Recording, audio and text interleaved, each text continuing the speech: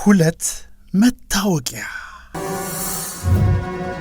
ጤና ይስጥልን በያላችሁበት ሰላማችሁን እየተመኘን የዛሬ ከፊልም ዓለም በሁለት መታወቂያ ተመልሷል። እስከ ዝግጅታችን መቋጫ ድረስ አብሮነታችሁ አይለየን።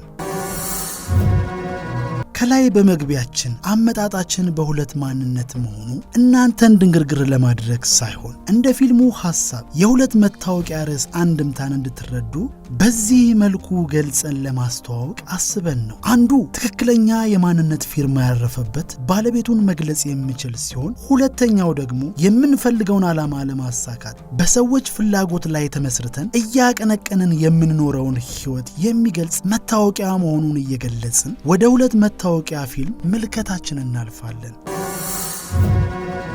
የከየት መጣው የማንነት ጥያቄ ላይ መሰረቱ ያደረገው ይህ ልብ አንጠልጣይ ፊልም በ1 ሰዓት ከ48 ደቂቃ ውስጥ ማጠንጠኛ ሐሳቡን ጠይቆ ሲመልስ ይህን ታሪክ ለማራመድ እስትንፋስ የሰጡልን እንግዳ ሰው ሀብቴ፣ ቴዲ፣ ዳዊት አባተ፣ መታሰቢያ ታደሰ፣ አለማየሁ በላይነ፣ መስፍን ከበደ፣ በበ ዓለሙና ሌሎችም አንዱ የታሪኩን የጥያቄ መልስ ለማግኘት ሲሮጥ፣ ሌላው የጥያቄውን መልስ እየኮረጀ ታሪኩን ለማዳፈን በመታተር የሚተውኑ ተዋናያን ናቸው።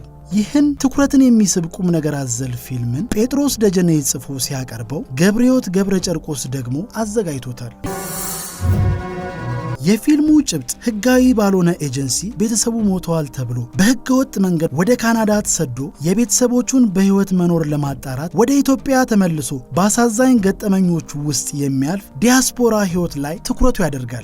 ወጣቱ የትክክለኛ ቤተሰቡን ህጋዊ ሰነድ ለማረጋገጥ በማደጎ ወደ ላከው ድርጅት ተመልሶ ሲያረጋግጥ ድርጅቱ የሚሰራውን ህገወጥ የህፃናት ዝውውርን ተመልክቶ ለማስቆም ሲሞክር በደም መስዋዕትነት ጉዳዩን በህግ ጥላ ስር እንዲውል ሲያደርግና ከግለሰቡ ጎን ለጎን የአሳዳጊ ድርጅቶችን የልጆች ቅበላ ህጋዊ መስመር እንዲይዝ የአሳዳጊ እናቱ የውጭ እንቅስቃሴ ለፍሬ ሲበቃ የሚያሳይ ፊልም ነው። የፊልሙ ማዕከላዊ ሐሳብ መሰረት ያደረገው የቱንም ያህል መሰረታዊ የኑሮ ፍላጎት ሞልቶ ቢፈስም የማንነት ጥያቄ ከመጠየቅ አልፎ የስነ ልቦና ቀውስ ውስጥ ሊከት እንደሚችል ጥቅመኛ ባለስልጣናት እንደ እርሾ በመጠቀም በህፃናት ቤተሰቦች እንባ ገንዘብ እያቦኩ ተበልቶ የማያልቅ ዳቧቸውን የሚጋግሩ ገንዘብ ልባቸውን ያደነደናቸውን ጥቅመኛ ግለሰቦችን በተሰጣቸው ኃላፊነት ለጥቅማቸው በሰው ህይወት መስመር ላይ ሸርታቴ የሚጫወቱ ባለስልጣናትን በጥሩ መንገድ ያሳየናል። ታሪኩ አሁን ያለንበት ጊዜ የሚወክል ሆኖ ሂደቱ የሚራመደው በካናዳ በአዲስ አበባና የሀገራችን ገጠራማ አካባቢ ላይ የሚያጠነጥን ሲሆን ሳቢ አቀራረብ መንገድን የተከተለ ልብ ሰቀላን መሰረት ያደረገ ጥሩ ስራ ነው ማለት እንችላለን።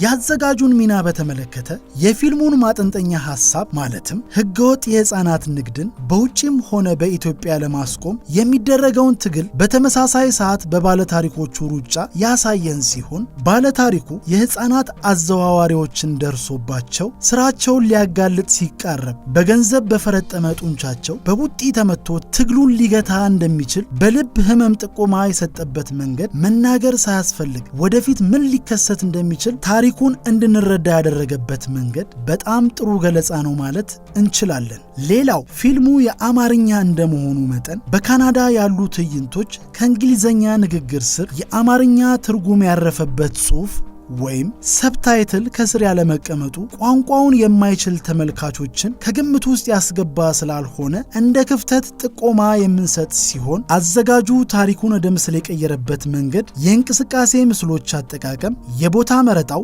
የከለር ማስተካከያ፣ የመብራት ስርጭቱና የድምፅ ግብዓቱ ታሪኩን ከመግለጽ ረገድ ጥሩ ነው ማለት እንችላለን። በመጨረሻም የሰው ልጅ በህይወት ሲኖር ከሚበላውና ከሚጠጣው በላይም የከየት መጣው የማንነት ጥያቄ የስነ ልቦና ጫናን ስለሚፈጥርበት የሚመለከተው ማንኛውም ቤተሰብ የታዳጊዎችን ማንነት በማሳወቅ ህገወጥ የልጆች ዝውውርን እንደ ዜጋ መከላከል ይኖርብናል እያልን መልእክት በማስተላለፍ ስንሰነባበት በሌላ ከፊልም ዓለም መሰናዷችን እስክንገናኝ ድረስ ቸርን ሰንብት።